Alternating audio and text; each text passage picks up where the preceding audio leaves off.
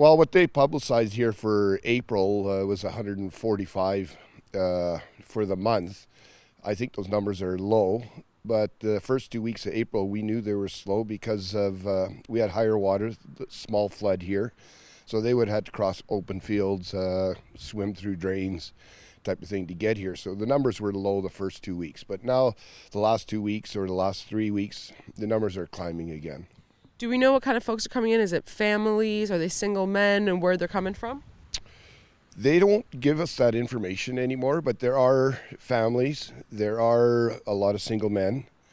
And actually, just 2 days ago, we picked one up 5 miles from Arnott, is the town that I live in, which is 20 miles from here. And he was a criminal. That's what the police told me. So, do you know what that means? Like what kind of charges or convictions he's ever faced? A long list of charges.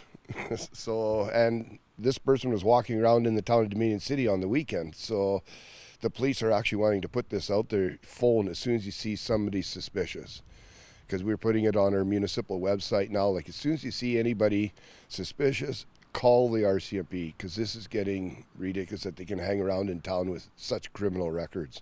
Do you know where they're coming from? Is it like South America, or is it Middle East, North Africa?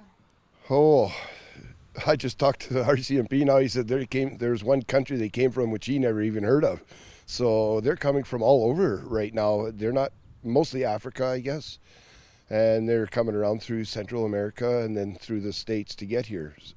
Because we are in the center of Canada right here, so it's not like we're right by the ocean, by a port of entry. So yeah, they're coming all the way in from Panama, all the way down north to Canada here.